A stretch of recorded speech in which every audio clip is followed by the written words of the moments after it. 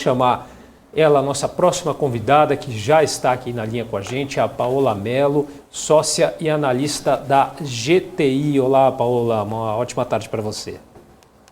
Boa tarde, pessoal. Boa tarde para vocês também. Vamos começar falando sobre varejo, né? Acho que é interessante aí a gente dar um panorama geral sobre esse setor, né? Comentar um pouquinho também sobre a resiliência do setor, apesar aí das incertezas acerca desse período eleitoral, também da guerra lá na Ucrânia, que a gente vem vivendo, né? Bem como também questão de inflação, juros elevados, né? Em março aí as vendas do setor cresceram, né, 18% em comparação ao ano anterior. No entanto, essa onda positiva aí sobre o setor, será que ela deve permanecer, né? É necessário uma certa cautela aí no varejo, tendo em vista aí esse cenário macro que a gente vem vivendo, inflação e juros, né? Eu queria que você comentasse essa questão aí para a gente, Paola. É necessário ainda um pouquinho de cautela, sim, né? Nós estamos aí enfrentando um período bastante longo de inflação persistente, né? Isso aí pega em cheio a renda do consumidor, não tem jeito, né? Então, todos aqueles bens menos discricionários, né? Então, são aquelas questões mais supérfluas, compras que eventualmente a gente pode adiar um pouquinho, elas realmente acabam sendo adiadas na prática, né? Então, assim, olhando os números de varejo, abril e maio, nós até temos alguns outros indicadores, por exemplo, o indicador de varejo da Cielo, né, que compila dados de gastos com cartões de crédito. Eles mostram que a gente seguiu tendo uma certa recuperação nas vendas, né? Uma parte disso é um efeito de base fraca, né? Que em 2021 aí nós tivemos novos fechamentos ali por conta de Covid, né? Então, o fim das restrições de circulação, ele ajuda certamente a retomada, mas não é uma retomada tão expressiva, porque a renda disponível, ela está, de certa forma, comprimida nesse momento, por todas as questões aí macro que a gente vem enfrentando. Então, eu diria que requer uma cautela, sim, mas enfim, vamos seguir vendo uma retomada aí mais modesta aí, provavelmente nos próximos 2 meses, segundo os indicadores mais recentes. Ô Paula, prazer falar contigo. Falando aqui de varejo, estava até olhando aqui as perguntas aqui, mas um ponto interessante é o seguinte, acho que quando a gente olha para o sell side, né, você está mais numa visão do buy side, mas quando a gente olha para o sell side praticamente, a gente vê uma leitura, falando do varejo como um todo, tá? Vestuário, enfim, o sell side ele começa a ser mais conservador, ele começa a olhar nomes mais de qualidade, por exemplo, o Marezo, enfim, um player ali que já, uma Soma, que, enfim, está mais ligado à alta renda, e quando a gente vai para o atacarejo, a preferência seria, por exemplo, ali de um Açaí. E eu queria mais falar de atacarejo agora, depois eu quero falar um pouco mais desses players ali de Soma, de Arezo, né, especialmente, mas a questão de atacarejo é o seguinte: olhando para os números, parece que, assim, claramente, né, depende da visão de cada analista, eu queria saber a sua opinião, mas parece, olhando para os PIAs, que o Grupo Mateus agora está mais barato, né? Lembrando que lá atrás a gente estava em torno de 20 vezes preço-lucro na época do IPO. Agora está bem mais barato, olhando para múltiplos, claro, né? Não estou falando na ótica inteira, claro que tem sua dificuldade, mas eu queria saber a sua opinião, qual que é a sua preferência no atacarejo e por que o mercado não olha esse prêmio para o Grupo Mateus hoje? Isso é interessante, Alex, porque os players que são considerados de qualidade, de tempos em tempos, eles mudam, né? E eles tendem a coincidir com as empresas que reportaram bons resultados nos 2 trimestres anteriores. É simples assim, né? Então, as preferências mudam rapidamente. Você vê o Grupo Mateus, quando foi listado, ele saiu aí como uma das queridinhas do setor, né? Alegando ter muito mais crescimento que empresas mais consolidadas, como, por exemplo, um Atacadão, um Açaí, né? Que já são empresas nacionais, né? Então, por ser um player regional, de uma região que cresce bastante no país, o mercado viu com muito bons olhos, e aí depois teve ali uns desentendimentos ali entre expectativa e realidade. Não foram resultados ruins, mas foram abaixo do esperado, e aí a ação realmente teve uma correção brutal, e hoje ela figura entre as mais baratas aí do setor. Eu particularmente acho que é uma boa empresa, sim. A gente nunca investiu no Grupo Mateus aqui na GTI, mas eu acho que esse modelo de atacarejo, ele caiu no gosto do brasileiro, Alex. E dentro do que eu vinha comentando, assim, de setores bons para você estar na parte de consumo agora em varejo, eu acho que essa parte de bens não discricionários, então a alimentação está super dentro disso, é um bom setor para a gente investir. Outra coisa que eu gosto muito desse segmento, não só o preço nesse momento, mas é a questão do ciclo de caixa, né? Então, agora que a gente tem uma preocupação muito grande com inflação, né, em preservar valor, esse segmento de supermercados, eles cobram do cliente deles à vista, mas eles têm prazos dos fornecedores ali, que giram de 45 dias a 2 meses. Então, eles têm um ciclo de caixa negativo, que a gente fala, né? Eles geram muito capital. Então, são empresas bastante defensivas e eu acho que é uma boa escolha para um momento de macro incerto como nós estamos agora, Alex. Ah, legal, Paula, obrigado. Não sei se o Cabral tem uma pergunta, mas... Tenho. Se eu falar de Guararapes, vamos imaginar no mundo hipotético que Lula seja eleito. Eita. Você acha que isso fortalece o Grupo Mateus devido à tendência dele investir muito no Nordeste? Que aquelas famosas ações, se Lula ganhar, se Bolsonaro ganhar. É que nem Cogna, Daqui a pouco vai começar a Fies a voltar, né? O pessoal fala de Cogna também. Esse cenário Lula eleito, ele me dá calafrios, eu confesso, mas vou trabalhar com ele. Num cenário Lula eleito, então vamos imaginar assim, a diretriz PT, que é muito mais populista, né, Estado mais pesado, mais incentivo a crédito, né? Esse é um cenário que deveria beneficiar consumo de maneira geral, né? Então, indo na toada contrária, que a gente está falando agora de pegar nomes mais defensivos, poderia ser uma oportunidade para pegar nomes mais alavancados a crédito, né, mais a consumo. Guararapes caberia certamente dentro desse tipo de contexto, né? Porque eles têm uma financeira, né, não só Guararapes, mas, por exemplo, Renner, C&A, essas empresas que são lojas de departamento, em geral, elas têm braços financeiros, né, que é para você convencer o seu cliente a gastar um pouquinho mais. Então, naquela dúvida, será que eu levo mais uma peça? Você oferece um produto financeiro junto, parcela ele em alguns meses a mais e acaba convencendo essa cliente a fazer uma compra maior. Então, poderia ser um nome sim, Cabral. Ô Paula, agora fazer uma provocação aqui bem legal, porque o pessoal metia muito pau na Renner, né? A Renner tá com, né, levantou capital, 4 bi de caixa, não faz nada com dinheiro, aí os analistas metendo pau na Renner lá, e agora, né? O dinheiro está lá, né, e as empresas de varejo, seus PIs derreteram. Agora é um momento, claro que depende da companhia, claro, mas na sua visão como analista, é um ótimo time para a companhia adquirir aí uma companhia de capital aberto, aí uma Marisa, uma C&A, enfim. Ah, não, Marisa não, Marisa só vale o ponto. As companhias aí que caíram bastante no mercado, agora é a oportunidade, na sua opinião? Alex, eu me lembro muito de quando o Galó ainda era o CEO da companhia e ele me dizia falava que não fazer uma besteira era às vezes mais importante do que fazer um bom negócio, né? Então, vamos aqui dar assim o devido crédito à Renner, que na época eles levantaram capital, o mercado deu o benefício da dúvida de que eles fariam uma aquisição, né? Imaginava-se que eles fossem comprar alguma empresa online para completar melhor assim, o mix de canais deles. No fim, eles não fizeram nada. Acho que a ação foi muito penalizada por isso, porque naquele momento o mercado queria crescimento e não tinha muito crescimento orgânico, então a única forma de fazer isso era de fato comprar alguém. E eu acho que a essa altura, olhando no retrovisor, provavelmente foi a melhor coisa que eles fizeram, não comprar ninguém, né? Então, eu lembro muito dessas palavras do Galó, que ele dizia que repetia todo dia uma parte específica do Pai Nosso ali, que era não nos deixeis cair em tentação. E eu acho que eles foram muito fiéis a essa muito cultura bom. Deles, né? Na dúvida não faz besteira, porque hoje ter esse capital lá tem um valor enorme, né? Então, eu não acho que eles vão comprar ninguém a essa altura. Eu imagino que ter esse capital hoje seja muito valioso do ponto de vista estratégico, até o macro se acalmar, passarem as eleições.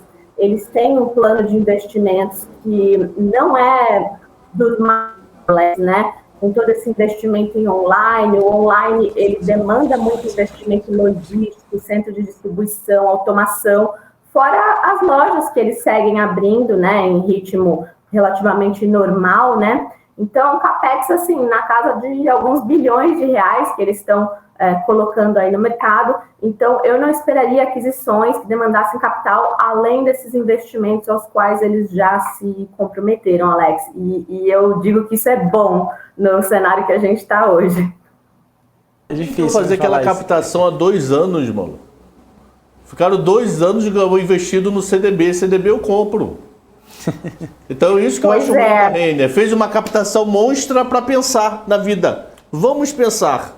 Vamos para a praia pensar. Ok, não gastou, mas porque captou.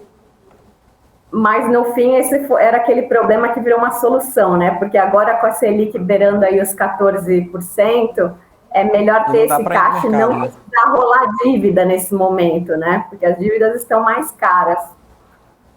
Exato. E todo o sonho de uma companhia agora é fazer um follow-on, mas nesse preço fica difícil. Os preços ficam difíceis, né, Paola? Nossa, aí é muita diluição, né? Seria muito doloroso. Fica bem difícil. Brosco, fica à vontade. Paola, vou falar um pouquinho em relação a shoppings, né? Que teve crescimento aí, um singelo crescimento do setor, né?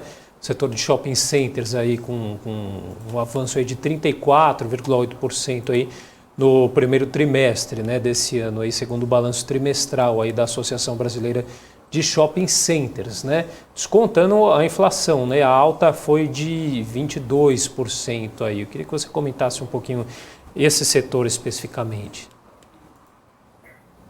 Felipe, esse é um setor que me interessa particularmente nesse momento, né? Existe uma correlação inversa entre o preço dessas ações e as curvas longas de juros, né? Então, isso explica por que essas ações valem tão pouco hoje, mas agora a gente já está discutindo, nós estamos no último, provavelmente, ajuste de juros aqui no Brasil, né? Então, enquanto o mundo está começando a subir taxas de juros, nós já estamos encerrando esse ciclo. E esse é um setor que negocia em ciclos longos, né?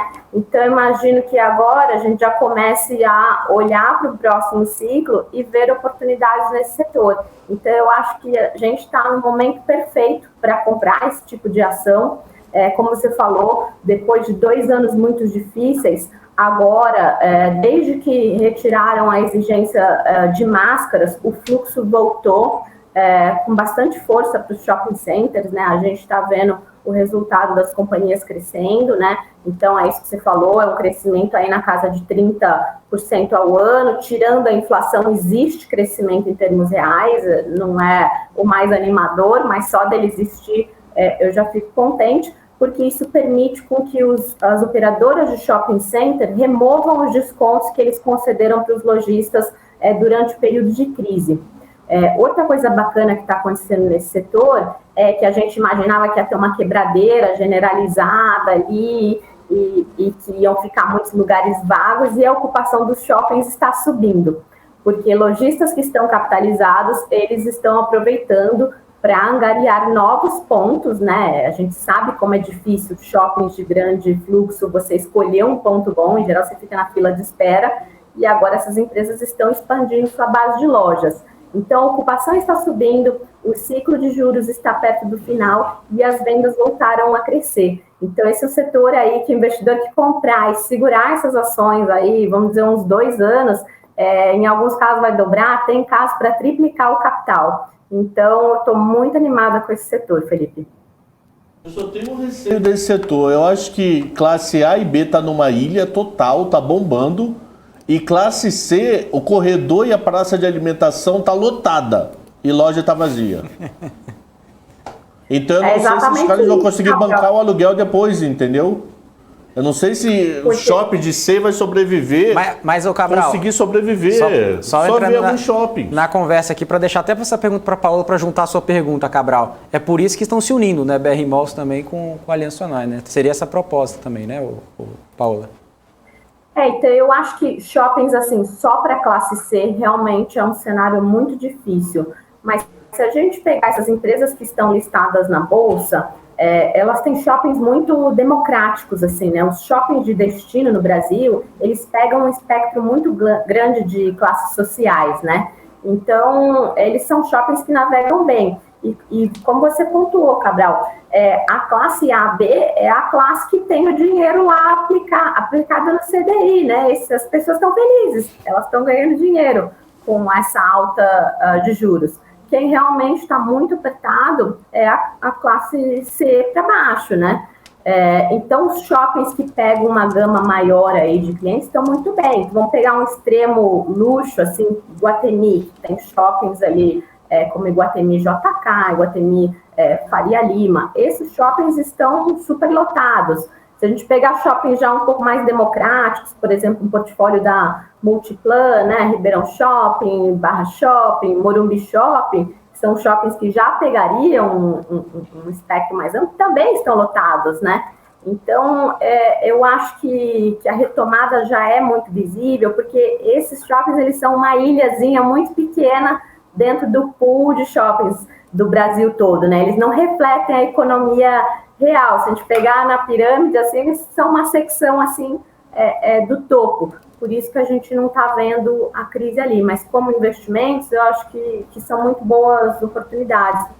E aí, Cabral, o Alex comentou do deal, né, entre a BR Malls e a Allianz. Aí eu acho que tem mais questões, além só de atacar públicos distintos, regiões distintas, são portfólios que são bastante complementares, mas eu acho que eles estão mirando muito o ganho de escala, né? Então, de ser um player nacional, ser uma ação mais líquida para os investidores, tem toda uma parte de mídia que eles estão desenvolvendo e que eles estão apostando muitas fichas nisso, né?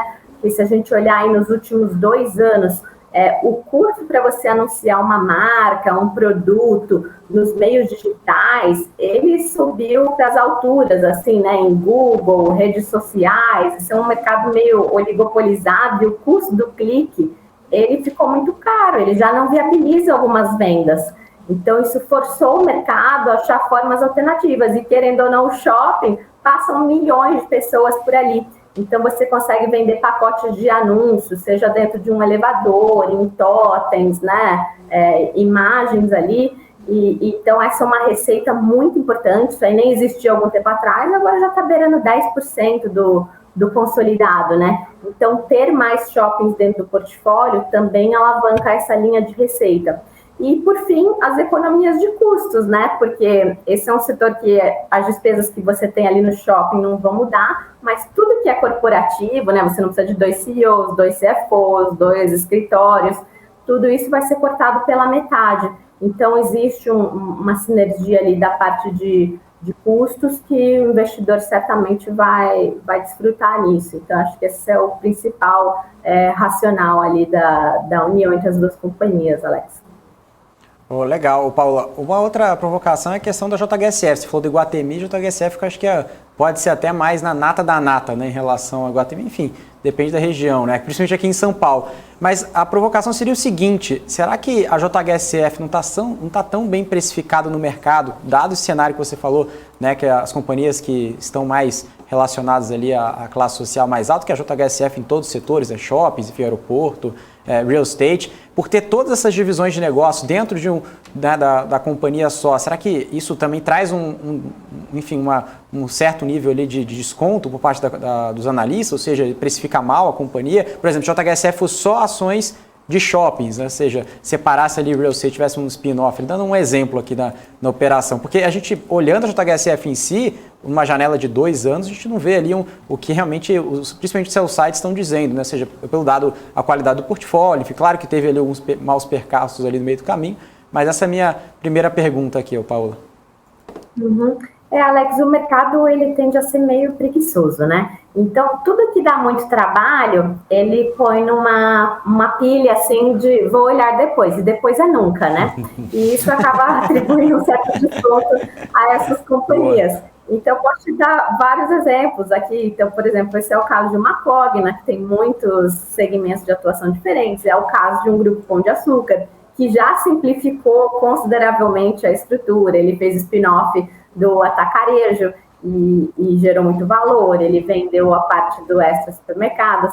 Então, eu acho que a JHSF é mais um exemplo nessa linha, né? Então, é o que você falou, todos os segmentos são de alta renda está indo super bem, poxa, por que não vale mais? Não vale mais porque o mercado tem dificuldade de avaliar cada um dos segmentos em separado, precificar e somar tudo isso. Então, a maior parte dos casos que a gente conhece, né, de spin-off, eles acabam destravando valor. Da mesma forma que empresas que fazem o contrário, né, quando elas têm duas coisas e elas fecham, juntam e fazem uma só, isso também tende a destruir valor. Porque vamos mostrar o caso, por exemplo, de Americanas e B2W, juntou as duas coisas em uma. Porque também quando o investidor perde visibilidade de um segmento específico, ele começa a ficar desconfiado. Poxa, se tinha duas linhas que eu vi individualmente aqui, agora ele juntou as duas em uma, deve ser que uma delas está pior e eles não querem me mostrar. Então, o investidor é um bicho muito desconfiado. E, então, resumidamente, eu acho que separado, provavelmente ela teria mais valor do que tudo junto, sim. Ô, Paulo, eu estava aqui pedindo pro Brosco só mais uma pergunta aqui para a Paola, que eu estava assim, só mais uma, que tu estava falando, eu falei, só mais uma. Deixei só mais uma. Só mais uma para terminar aqui. O Paulo, é o seguinte, eu estava agora no evento aqui do BTG, escutando o Mansueto, né, economista-chefe lá, eu tô acreditando no evento porque ele falou o seguinte, que até me trouxe ali um pouco de desconforto, na opinião dele, né, eu quero saber a sua opinião também. Ele disse que as eleições não estão precificadas nas ações. Ele até disse assim, abrindo uma aspas, ele falou assim, quando fala de eleição lá na mesa, né, o trader escuta e fala assim, isso é ruído de mercado, isso não vai afetar os papéis. Eu queria saber o seguinte, nas queridinhas, né, que não viraram mais queridinhas, viraram mais odiadas, né, a Magalu e a Via. Na sua opinião, seria realmente... não está realmente contabilizado aí essa questão das eleições, ou você acredita que ainda, claro que não tem como adivinhar, mas na sua opinião ainda tem mais espaço para as quedas, falando da companhia, mas também, claro, né, grande parte foi do cenário macro, né, dessa alta de juros, etc. Uhum. Eu tendo a concordar com o Mansueto, eu acho que a eleição não está precificada, e aí eu me divido entre dois possíveis argumentos, eventualmente pode ter algum terceiro que eu também, ou quartos, ou outros que eu não contemplei, mas um deles é que dizem que o mercado não consegue operar muitos temas de uma vez, né? Então hoje a gente já tem essa questão da inflação no mundo, aumento de taxa de juros, tal, a crise, o conflito entre Ucrânia e Rússia, então já tem muitas questões importadas de fora e o mercado primeiro precisa endereçar essas questões para depois olhar para dentro. Esse é um argumento que eu acho muito válido e em algum grau eu tendo a concordar com ele. Outra hipótese que eu já ouvi bastante gente falar é que, como são dois candidatos muito conhecidos, não existiria nenhuma grande surpresa. Então, esse também seria uma outra razão para acreditar de que não deveria mudar radicalmente o cenário. Enfim, seja alguma dessas duas razões ou outra que eu não consiga contemplar, eu acho que no caso específico que você perguntou, né, de Magazine Luiza, Via Varejo, existe mais espaço para queda, sim, independente de eleição, tá, Alex? E aí tem muito a ver com a dinâmica particular desse segmento, né? É um segmento bastante discricionário, né? Então são itens de ticket bastante elevado. Houve um consumo muito estimulado nos últimos 2 anos com os auxílios emergenciais, né? Com as quarentenas, as pessoas ficaram dentro de casa, compraram muita coisa, televisão, computador, móveis. São coisas que têm um ciclo de vida longo. Não é que as pessoas que compraram um computador há 2 anos atrás vão comprar outro agora, elas vão comprar daqui uns 3 anos, né? Então, vamos chutar 5 anos de vida útil para um bem como esse. Então, é uma base muito alta e provavelmente não recorrente de venda que essas companhias estão atravessando. Esse é um aspecto. O segundo é que, por conta do ticket ser elevado, ele precisa de crédito. E o crédito está mais caro hoje. Com menos crédito, você vende menos.